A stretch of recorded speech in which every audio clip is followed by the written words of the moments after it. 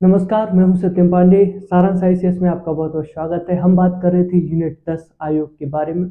अभी तक हम लगभग 8 आयोग पढ़ चुके हैं और अगली सीरीज में, अगले क्रम में हम बात कर रहे हैं नीति आयोग की। नीति आयोग जो कि 2015 में गठित हुआ है मोदी सरकार के द्वारा, योजना आयोग का स्थान लेके इसका गठन किया गया है। तो एक एक करके हम इसकी बात करेंगे कि क्यों इसका गठन किया गया योजना आयोग के स्थान पे, क्या इसके उद्देश्य रहेंगे, कब गठन किया गया, क्या संरचना है, नियुक्ति कैसे होती है, आदि आदि सभी पॉइंट्स पे एक एक करके बात करेंगे और इसके प्रश्न भी सॉल्व करेंगे। आपको एक छोटा सा टेस्ट मिल जाएगा इसका, जो कि आपको मिलेगा सारांश आईसीएस के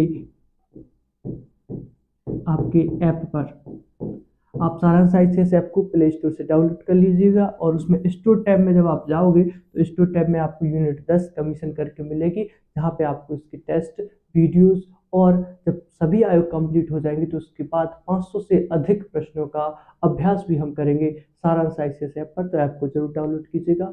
आगे बढ़ेंगे हम, नीति आयोग को शुरुआत करते हैं। नीति आयोग, सबसे पहले आप फुल फॉर्म जान लीजिए कि नीति का फुल फॉर्म क्या है। नीति का फुल फॉर्म याद रखना आवश्यक है। नीति का फुल फॉर्म है national institute for transforming India. क्या है? National institute for transforming India. नीति का फुल फॉर्म है national institute for transforming India. ठीक है। कब स्थापित हुआ? 2015 में। हम देखते हैं 1 जनवरी से इसका अस्तित्व आया। और उद्देश्य क्या है? तो उद्देश्य यह है, एक लाइन में मैंने प्रयास किया है इसको बताने का, कि केंद्र और राज्यों के जो सहकारी संघवाद है उसको बढ़ावा देते हुए दीर्घकालिक नीति को अपनाते हुए सलाह देना, किसको? सरकार को। थिंक टैंक के रूप में काम करना, योजनाएं बनाना, उनका क्रियान्वयन, उनकी मॉनिटरिंग करना, ये क्या होगा? नीति आयोग का कार्य होगा। यानी नीतियों का निर्धारण, क्रियान्वयन और मॉनिटरिंग, ये सब किसका दायित्व है? नीति आयोग का दायित्व है। ठीक है। तो एक एक करके बात करते हैं आगे चलते हुए कि भाई इसकी प्रकृति कैसी है। तो अभी तक हमने आयोग देखे हैं कि वो संवैधानिक आयोग थे, अर्थात उनकी स्थापना संविधान के उपबंधों के तहत की गई थी, या फिर भी संविधिक आयोग थे, उनकी स्थापना किसी अधिनियम के माध्यम से की गई थी। नीति आयोग एक ऐसा आयोग है जो कि एक एग्जीक्यूटिव बॉडी है, अर्थात कार्यकारी निकाय है। इसका मतलब क्या होता है? इसकी स्थापना सरकार के एक आदेश के माध्यम से हुई है, अतः यह क्या हो जाएगा? कार्यकारी निकाय हो जाएगा। तो यह कैसा होगा? एग्जीक्यूटिव बॉडी हो जाएगी, है ना, कार्यकारी निकाय हो जाएगा। गैर वैधानिक है, यानी कि इसमें ना तो कोई अधिनियम आया है इसको बनाने के लिए, ना ही इसका जो वर्णन है वो हमें संविधान में मिलता है। ठीक है। यह एक थिंक टैंक की तरह काम करने वाला एक निकाय है, सलाहकारी प्रकृति का निकाय है, जो कि सलाह देता है सरकार को कि कौन सी योजनाएं हमें लानी चाहिए, कौन सी योजनाएं जो आएंगी वो बेहतर होंगी हमारे लोक कल्याणकारी राज्य की स्थापना के लिए, जो हमारे भारत की प्रस्तावना में उद्देश्य बताया गया है। ठीक है। तो इस उद्देश्य की प्राप्ति होती नीति निर्धारित करने के लिए हमने एक नीति आयोग का गठन किया है।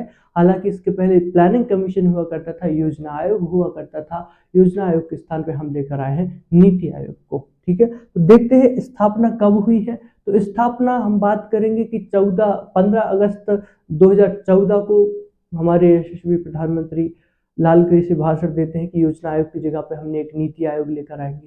तो जब उन्होंने 2014 15 अगस्त को यह भाषण दिया तो उसके अगले ही कुछ महीनों बाद, 4-5 महीने बाद, 1 जनवरी 2015 से नीति आयोग अस्तित्व में आया और यह केंद्रीय मंत्रिमंडल के आदेश द्वारा अस्तित्व में आया। अतः इसे हम क्या बोल रहे हैं? एक कार्यकारी निकाय बोल रहे हैं। ठीक है। Established by order of the union cabinet on 1 जनवरी 2015। ठीक है। तो इसका डेट याद हो जाएगा आपको। और कहाँ कार्य करता है, ऑफिस कहाँ है? तो न्यू दिल्ली में है, नई दिल्ली में इसका कार्यालय है। ठीक है।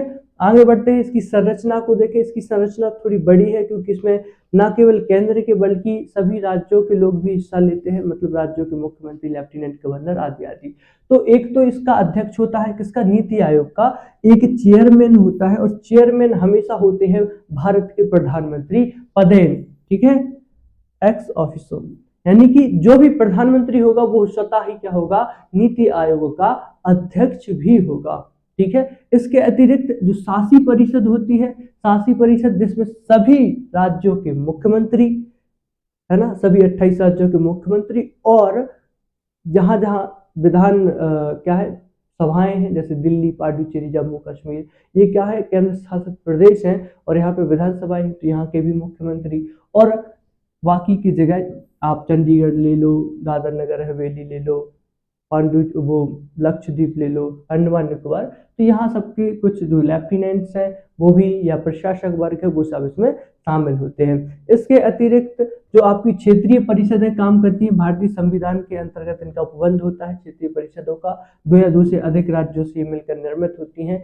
तो ऐसी क्षेत्रीय परिषदों के सभी जो सदस्य होंगे वो इसके स्वतः सदस्य होंगे, ठीक है। तो अध्यक्ष कौन होगा? भारत के प्रधानमंत्री। शासी परिषद के सभी सदस्य इसके सदस्य होंगे और क्षेत्रीय परिषद भी इसके अंतर्गत ही आएगी। इसके बाद इसका एक पूर्णकालिक ढांचा होता है, एक अंशकालिक ढांचा होता है, कुछ पदेन सदस्य होते हैं और कुछ विशेष आमंत्रित सदस्य होते हैं। तो एक एक करके हम बात करेंगे। पूर्णकालिक जो संगठन है इनका, पूर्णकालिक जो स्ट्रक्चर है, ठीक है ना, फुल टाइम ऑर्गेनाइजेशन स्ट्रक्चर है जो इसका, तो इसमें एक उपाध्यक्ष होता है, ठीक है। नीति आयोग का एक अध्यक्ष, एक उपाध्यक्ष। अध्यक्ष प्रधानमंत्री होते हैं, उपाध्यक्ष को नियुक्त करते हैं जो कि कैबिनेट मंत्री का दर्जा प्राप्त होता है। क्या होता है? कैबिनेट मंत्री का दर्जा प्राप्त होता है। कौन? आपका उपाध्यक्ष। किसका? नीति आयोग का, ठीक है। इसके बाद 4 पूर्णकालिक सदस्य होते हैं, है ना, 4 पदेन सदस्य होते हैं, 2 अंशकालिक सदस्य होते हैं, एक सीईओ होता है, चीफ एग्जीक्यूटिव ऑफिसर यानी मुख्य कार्यपालिक अधिकारी, है ना, क्या है? सीईओ कहलाता है, होता है। और पूरा सचिवालय इनका काम करता है। कुछ सदस्य विशिष्ट आमंत्रित सदस्य होते हैं जो प्रधानमंत्री द्वारा आमंत्रित होते हैं। देखो, एक अध्यक्ष, एक उपाध्यक्ष, शासी परिषद हो गई, क्षेत्रीय परिषद हो गई। इसके अतिरिक्त आपके 4 पूर्णकालिक सदस्य, 4 पदेन सदस्य, 2 अंशकालिक सदस्य, एक सीईओ और कुछ विशिष्ट आमंत्रित सदस्य होते हैं नीति आयोग में, ठीक है। तो ये हो जाती है आपकी पूरी संरचना। अब आपको ये संरचना क्या करनी पड़ेगी? याद करनी पड़ेगी, ठीक है। तो एक बार फिर से देख लीजिएगा। आगे देखते हैं। पहले और वर्तमान की बात कर ले तो नीति आयोग के पहले अध्यक्ष कौन होंगे? देखो, प्रधानमंत्री अध्यक्ष होता है ना। 2015 में जब गठित हुआ नीति आयोग तब प्रधानमंत्री नरेंद्र मोदी थे, तो नरेंद्र मोदी पहले आपके नीति आयोग के अध्यक्ष बन जाते हैं। अरविंद पनगड़िया पहले उपाध्यक्ष बनते हैं नीति आयोग के, और श्री सिंधु खुल्लर पहले सीईओ बनते हैं नीति आयोग के। कब? जब 2015 में ये गठित हुआ था। वर्तमान की बात करें तो प्रधानमंत्री ही नरेंद्र मोदी जी ही आपके नीति आयोग के अध्यक्ष है। राजीव कुमार आपके उपाध्यक्ष हैं, वर्तमान में अर्थशास्त्री है, और अमिताभ कांत सीईओ है नीति आयोग के, ठीक है। तो ये दोनों चीजें कि पहले पहले और वर्तमान वर्तमान, ये आपको क्या रह जाएंगे? याद रह जाएंगे। अब हम बात करते हैं, 4 पदेन होते हैं, है ना, और 4 पूर्णकालिक होते हैं। तो 4 पदेन में आपको पदेन सदस्य कौन होता है? पदेन सदस्य ऐसे होते हैं कि गृह मंत्री इसका पदेन सदस्य होता है। तो वर्तमान में गृह मंत्री कौन है? अमित शाह है। रक्षा मंत्री नीति आयोग का क्या होता है? पदेन सदस्य होता है, ठीक है। तो रक्षा मंत्री कौन है? राजेंद्र प्रसाद है। वित्त मंत्री नीति आयोग का क्या होता है? पदेन सदस्य होता है। और कृषि मंत्री भी आपका क्या होता है?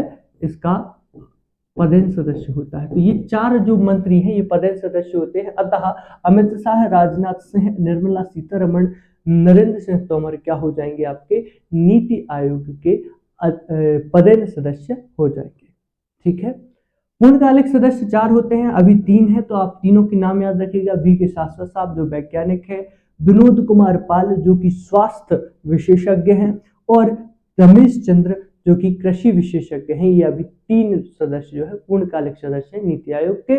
और विशेष आमंत्रित सदस्यों में आप देखोगे आपकी मंत्रिमंडल के कुछ विशेष सदस्य यहाँ पे आमंत्रित किए गए हैं। नितिन गडकरी साहब, पीयूष गोयल साहब, वीरेंद्र कुमार, अश्विनी वैष्णव और राव इंद्रजीत सिंह। तो इस तरीके से आपकी वर्तमान जो स्ट्रक्चर है वो हो जाएगा आपके नीति आयोग का। और बाकी सभी राज्यों के मुख्यमंत्री और गवर्नर, लेफ्टिनेंट गवर्नर इसके तो सदस्य हैं ही हैं, ठीक है। तो इसको याद रख लीजिएगा। अन्य तथ्यों के बारे में बात करें नीति आयोग के संदर्भ में, तो आप देखोगे नीति आयोग के 2 विभाग हैं जो विभाग इसके अंतर्गत कार्य करता है, ठीक है। हालांकि पहले योजना आयोग के अंतर्गत कार्य करते थे, अब नीति आयोग के अंतर्गत करते हैं। तो राष्ट्रीय श्रम अर्थशास्त्र शोध एवं विकास संस्थान जो कि नरेला दिल्ली में है और इसकी स्थापना 1962 में हुई थी, यह नीति आयोग से ही संबंधित एक क्या है? विभाग है, ठीक है। इसके बाद आप बात करोगे विकास निगरानी एवं मूल्यांकन कार्यालय, ठीक है, कार्यालय कर लेंगे हम इसको, और ये दिल्ली में स्थित है, जिसकी स्थापना 1954 में हुई थी। तो ये भी नीति आयोग के अंतर्गत क्या है, एक विभाग है। तो विभाग आप याद रखिएगा, राष्ट्रीय श्रम अर्थशास्त्र शोध विकास संस्थान, और दूसरा विकास निगरानी एवं मूल्यांकन कार्यालय, दोनों ही दिल्ली में है। ये आपके नीति आयोग के अधीन कार्य करते हैं। अब नीति आयोग कुछ इंडेक्स जारी करता है, सूचकांक जारी करता है। कौन कौन से सूचकांक जारी करता है, तो हम बात करेंगे भारत नवाचार सूचकांक, ठीक है, इंडिया इनोवेशन इंडेक्स जारी करता है, और अभी जो हाल ही में 2021 में जारी हुई होगी, इसमें आपकी प्रथम कर्नाटक आया, अंतिम बिहार आया, और मध्य प्रदेश का स्थान 13वां रहा इस भारत नवाचार सूचकांक में। राष्ट्रीय स्वास्थ्य सूचकांक भी आपका नीति आयोग जारी करता है। हालांकि मैंने सूचकांक आगे दे रखे हैं, तो इनको आप देख लीजिएगा। इतने सारे सूचकांक नीति आयोग क्या करता है, आपके जारी करता है, ठीक है। एक एक करके फिर से देख लेते हैं। भारत नवाचार सूचकांक जारी करता है, राष्ट्रीय स्वास्थ्य सूचकांक जारी करता है, ईज ऑफ लिविंग इंडेक्स जारी करता है, SDG सस्टेनेबल डेवलपमेंट गोल्स जो है इंडिया इंडेक्स को भी ये जारी करता है, स्कूल एजुकेशन क्वालिटी इंडेक्स को जारी करता है, डाटा गवर्नेंस इंडेक्स को जारी करता है, और कंपोजिट वाटर मैनेजमेंट इंडेक्स को भी जारी करता है। तो इस तरीके से इन जो इंडेक्स है इनको एक बार याद कर लीजिएगा। पूछा जा सकता है कि कौन सा इंडेक्स नीति आयोग द्वारा जारी किया जाता है, एक कठिन प्रश्न यहाँ से संभावित बन सकता है, ठीक है। आगे बात करें तो जो नीति आयोग है वो अपनी एक्शन स्ट्रेटजी और विजन लेकर आता है। तो एक्शन प्लान जो होते हैं वो इनके 3 वर्षों का प्लानिंग होती है, और जो स्ट्रेटजी होती है वो 7 वर्षों की स्ट्रेटजी, 7 वर्षों की प्लानिंग होती है, और जो विजन होता है वो 15 वर्षों का इनका प्लानिंग होता है, न्यू विजन होता है, ठीक है।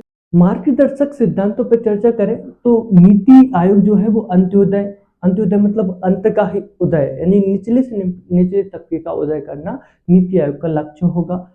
नीति आयोग मतलब जब जब नीति बनाएंगे, हम जो भी निर्धारित करेंगे, तो अंत्योदय का एक जो प्रिंसिपल है इसको ध्यान में रखते हुए हम नीति निर्धारित करेंगे। सुशासन, जन सहभागिता को बढ़ावा देना, ग्रामीण विकास करना, धारणीयता को अपनाना और समावेशिता को अपनाना, ये क्या होंगे, नीति आयोग के मार्गदर्शक सिद्धांत होंगे, जिनके आधार पर हम नीतियों का निर्धारण करेंगे, ठीक है। इनको ध्यान में रखते हुए अब बात करें नीति आयोग के कार्य क्या है, तो नीति आयोग का कार्य है नीति बनाना। अब नीति बनाएंगे किसके लिए बनाएंगे, तो वही भारत के लिए बनाएंगे, और मेनली क्या करेंगे, तो सबसे पहले नीति निर्माण कार्यक्रम और उसकी रूपरेखा तैयार करना, क्या क्या कार्य करने हैं, कैसे योजना लाएं कि भाई अंत्योदय हो, जन सहभागिता बढ़े, सुशासन आए, लोक कल्याणकारी राज्य की स्थापना हो। तो ये हमें बात करना है, नीति आयोग के लिए काम है ये। फिर सहकारी संघवाद को बढ़ावा देना है, ठीक है, इसको कोऑपरेटिव फेडरल जो होता है उसको बढ़ावा देना है। मॉनिटरिंग करना है, फिर जो भी योजनाएं आ रही हैं उनका मूल्यांकन भी करना है। थिंक टैंक के रूप में कार्य करना है, और ज्ञान एवं नवोन्मेष हब के रूप में क्या करना है, स्टैब्लिश होना है, स्थापित होना है, उसको आगे ले जाना है, ठीक है, स्थापित करवाना। नॉलेज एंड इनोवेशन हब के रूप में आपको आगे बढ़ना है। इस तरीके से ये हो जाएंगे नीति आयोग के कार्य। तो इस तरीके से आपने देखा नीति आयोग, एक एक करके फिर से बात कर ले, किसके स्थान पे आया था, योजना आयोग के स्थान पे आया था। नीति का फुल फॉर्म क्या हो जाएगा, national institute for transforming India. क्या उद्देश्य है, तो दीर्घकालिक नीतियां बनाना है। प्रकृति कैसी है, तो वैधानिक है, एक कार्यकारी निकाय है, एग्जीक्यूटिव एक बॉडी है आपका नीति आयोग, है ना। इसके बाद आप देखोगे स्थापना कब की गई है, तो हम बताएंगे 1 जनवरी 2015 को नीति आयोग की स्थापना की गई थी, केंद्र सरकार के एक आदेश के माध्यम से की गई थी, और कार्यालय इनका कहाँ है, नई दिल्ली में है। अब हम बात करेंगे संरचना की, तो अध्यक्ष कौन होता है, प्रधानमंत्री होता है, और शासी परिषद और क्षेत्रीय परिषद इसकी क्या होती हैं, साथ में इसके सदस्य के रूप में इससे जुड़े हुए भाग इसी के भाग होते हैं। और इसका एक पूर्णकालिक ढांचा होता है, तो उसमें 4 पदेन सदस्य होते हैं, 4 पूर्णकालिक सदस्य होते हैं, 2 अंशकालिक सदस्य होते हैं, एक सीईओ होता है, सचिवालय काम करता है, और कुछ विशिष्ट आमंत्रित सदस्य होते हैं। और इनको हमने देखा है कि पहले अध्यक्ष जो थे वो नरेंद्र मोदी थे, पहले उपाध्यक्ष अरविंद पनगड़िया, पहले सीईओ श्री सिंधु खुल्लर थे, वर्तमान में नरेंद्र मोदी अध्यक्ष है, उपाध्यक्ष राजीव कुमार है और सीईओ अमिताभ कांत साहब है। ठीक है, फिर हम बात करें पदेन सदस्य, तो ये 4 मंत्रालय याद रखना है कि गृह मंत्री, रक्षा मंत्री, वित्त मंत्री और कृषि मंत्री आपके पदेन सदस्य होते हैं। पूर्णकालिक सदस्य में आपको 3 नाम याद रखना है वर्तमान में, और विशेष आमंत्रित सदस्य भी याद रखने हैं। ओके, अन्यथा ये इंडेक्स याद रखने हैं, कौन कौन से इंडेक्स करते हैं। ठीक है, और ये मार्गदर्शक सिद्धांतों को भी देख लेना, कार्यों को देख लेना। इस तरीके से आपका नीति आयोग क्या हो जाता है, कंप्लीट हो जाता है। ठीक है, वीडियो आपको कैसा लगा, लाइक कीजिएगा, शेयर कीजिएगा, सब्सक्राइब कीजिएगा चैनल को, और शेयर बहुत से बहुत करना है। आयोग की पूरी प्लेलिस्ट आपको तैयार करके दी जा रही है, क्विक रिवीजन यह सीरीज है, और सारांश से आपको डाउनलोड करना ना भूलें। बहुत बहुत धन्यवाद, थैंक यू।